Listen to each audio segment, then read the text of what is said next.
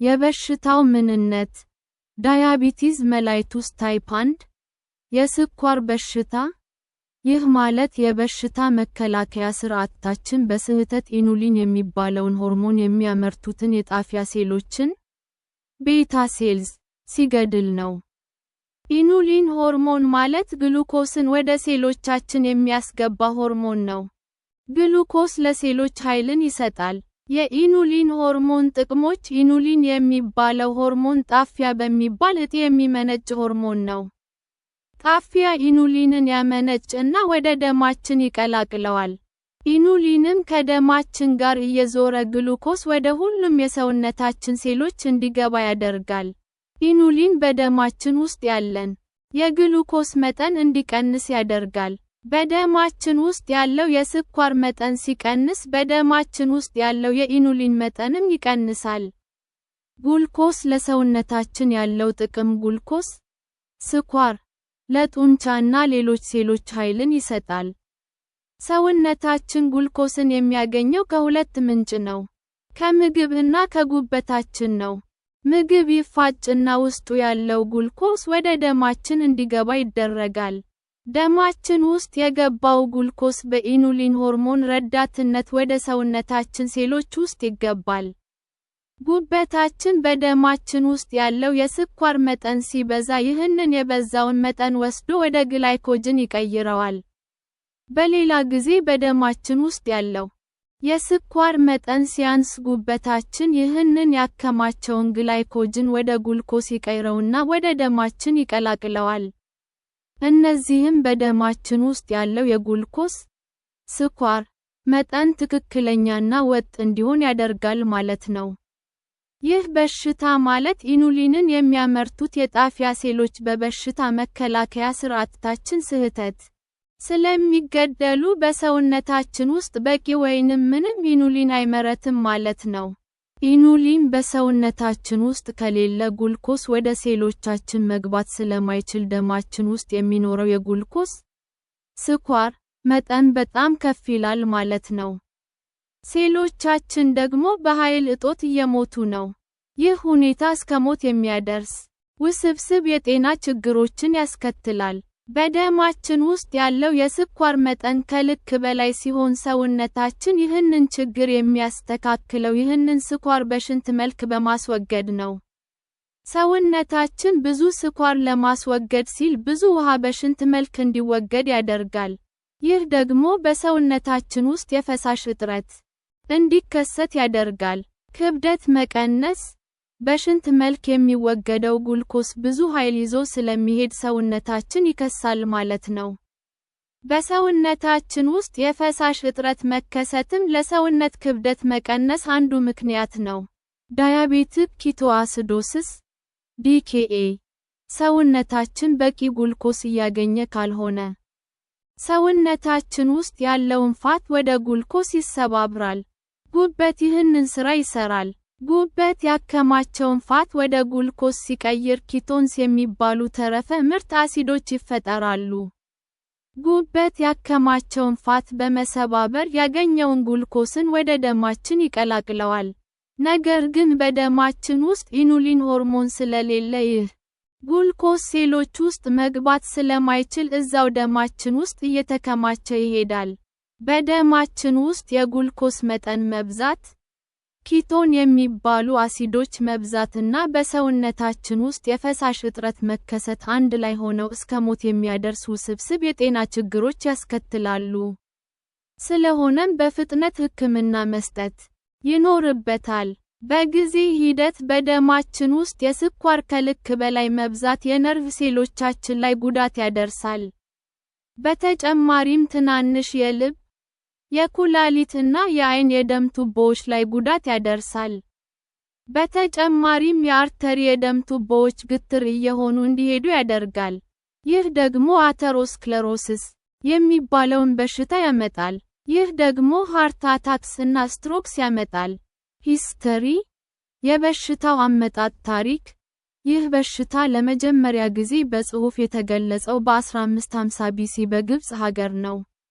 በዚህም ገለጻ በአጭር ጊዜ ውስጥ ከፍተኛ የክብደት መቀነስና በተደጋጋሚ ሽንት መሽናትን የሚቀሰቅስ በሽታ ስለመኖሩ ይገልጻል። በ1000 ሐኪሞች የሽንትን ጣፋጭነት በመለየት የስኳር በሽታ መከሰቱን ለማወቅ ይሞክሩ ነበር። ሜላይቱስ የሚለው ቃል በላቲን ማር ማለት ነው። ይህም ማለት ሽንቱ ጣፋጭነት ካለው የስኳር በሽታ ተከስቷል ማለት ነው። በ1915 ሐኪሞች ይህ በሽታ ላለባቸው ሰዎች ብዙ ምግብ እንዳይበሉ፣ ብዙ ካሎሪ እንዳይወስዱ፣ በተቻላቸው አቅም እንዲጾሙ ይመክሩ ነበር። የዚህ ምክር ችግሩ በሽተኞችን ወደ ረሃብ ስለሚከታቸው ነው። በ1916 ስኳር በሽታ ያለበት ውሻን ከጣፊያ የተወሰደ ኬሚካል እንዲሰጠው ተደረገ። ይህ ኬሚካል በውሻው ደም ውስጥ ያለውን የስኳር መጠን መቀነስ ቻለ። ይህም ምርምር ስኬታማ ሆነ። በ1963 ኢኑሊን በኬሚካል ዘዴ መመረት ከቻሉ ከሰው ልጅ ፕሮቲኖች የመጀመሪያውን ደረጃ ያዘ። ከዚህ ቀን በፊት ለበሽተኞች የሚሰጠው ኢኑሊን ከእንስሳት ላይ እየተወሰደ ነበር። በ1969 ከደም ላይ የጉልኮስ መጠንን የሚለካ መሳሪያ ለሆስፒታሎች ተፈበረከ። በ1981 ቤርዝ ግሉኮሜተር የሚባል የስኳር በሽተኞች የራሳቸውን የስኳር መጠን የሚለኩበት መሳሪያ ተፈበረከ። በ2006 ዴክስኮም የሚባል ድርጅት ያለማቋረጥ የሰውነታችንን የስኳር መጠን የሚቆጣጠር መሳሪያ ግሉኮስ ሞኒተሪንግ ሲስተም (ሲጂኤም) ፈበረከ። ኤፒዲሚዮሎጂ በሽታው ያለባቸው ሀገሮች ይህ አይነቱ የስኳር በሽታ ብዙ ጊዜ የሚከሰተው በልጅነት ጊዜያችን ሲሆን ከፍተኛ ደረጃ ላይ የሚደርሰው ስንጎረምስ ነው። ይህ በሽታ በብዛት አውሮፓኖችን ያጠቃል። ይህ በሽታ ከ5 ዓመት በታች የሆኑ ሕፃናት ላይ በከፍተኛ ደረጃ እየበዛ ይገኛል። The increasing incidence of type 1 diabetes suggests a major environmental contribution, but the role of specific factors such as viruses remains controversial. Risk factors ለበሽታው ተጋላጭ የሆኑ ሰዎች በዚህ በሽታ የተያዘ የቤተሰብ አባል ካለ ለዚህ በሽታ በተወሰነ ረገድ ይበልጥ ተጋላጭ ነን። በሰውነታችን ውስጥ የተወሰኑ ዘረመሎች ጂንስ ካሉ ለዚህ በሽታ ይበልጥ ተጋላጭ ነን። ከምድር ወገብ እየራቅን በሄድን ቁጥር የዚህ በሽታ ስርጭት እየጨመረ ይመጣል። ምንም እንኳ ይህ በሽታ በሁሉም የዕድሜ ክልል ውስጥ የሚከሰት ቢሆንም በሚከተሉ የዕድሜ ክልሎች ውስጥ ከፍተኛ ደረጃ ይደርሳል። እነዚህም ከ4 እስከ 7 ዓመት እና ከ10 እስከ 14 ዓመት የዕድሜ ክልል ውስጥ ከዚህ በሽታ ጋር ተያይዘው የሚመጡ ውስብስብ የጤና ችግሮች የሚከተሉት ናቸው። ሃርት አንድ ብላድ ቬሰል ዲዚዝ የስኳር በሽታ ብዙ የልብ በሽታዎችን ሊያስከትል ይችላል። እነዚህም የኮሮናሪ አርተሪ በሽታ ከደረት ህመም ጋር፣ አንጃይና፣ ሃርት አታክ፣ ስትሮክ፣ የአርተሪዎች ደም ቱቦ መጥበብ፣ አተሮስክለሮሲስ እና ከፍተኛ የደም ግፊት በሽታዎች ናቸው። ነርቭ ዳማጅ ነውሮፓቲ በደማችን ውስጥ ከፍተኛ ስኳር መኖር ለነርቭ ሴሎቻችን ደም የሚያቀርቡትን የካፒላሪ ጥቃቅን የደም ቱቦዎችን ግድግዳ ይጎዳል። ስለዚህም የነርቭ ሴሎቻችን በቂ ደም፣ ምግብ ስለማያገኙ ይሞታሉ። ይህ የሚከሰተው በተለይ እግሮቻችን ላይ ነው። ጉዳቱ እየበዛ ሲመጣ የእግሮቻችን ክፍሎ ላይ ስሜት አልባ ሊሆኑ ይችላሉ። የጨጓራ እና አንጀት ነርቮች ከተጎዱ ማቅለሽለሽ፣ ማስታወክ፣ ተቅማጥ ወይንም ድርቀት ያስከትላሉ። የወንድ ብልት አለመቆምም ሊያስከትል ይችላል። ኪድኒ ዳማጅ ኔፍሮፓቲ የኩላሊት ጉዳት ኩላሊታችን በሚሊዮኖች የሚቆጠሩ ደምን የሚያጣሩ ጥቃቅን የደም ቱቦዎች አሏቸው።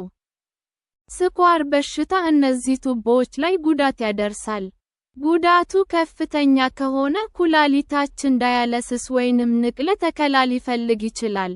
አይ ዳማጅ ስኳር በሽታ የአይናችን ምስል የሚፈጠርበትን ክፍል ጥቃቅን የደም ቱቦዎች ላይ ጉዳት ያደርሳል። ዳያቤቲክ ሬቲኖፓቲ። ይህም አይነ ስውርነትን ሊያስከትል ይችላል። ካታራክትስ እና ግሎኮማ። ፉት ዳማጅ። ስኳር በሽታ የእግሮቻችንን ነርቮች ይጎዳል። በተጨማሪም ወደ እግሮቻችን የሚሄደውን የደም ፍሰት ይቀንሳል። ይህም ከእግሮቻችን ላይ የሚከሰቱ ችግሮች የተወሳሰቡ ያደርጋቸዋል። ለምሳሌ ትንሽ የእግር ቁስል ቶሎ ካልታከመ ተባብሶ እስከ እግር መቆረጥ ግዴታ ሊደርስ ይችላል። ስኪን አንድ ማውድ ኮንዲሽንስ። የስኳር በሽታ ለአፍና ቆ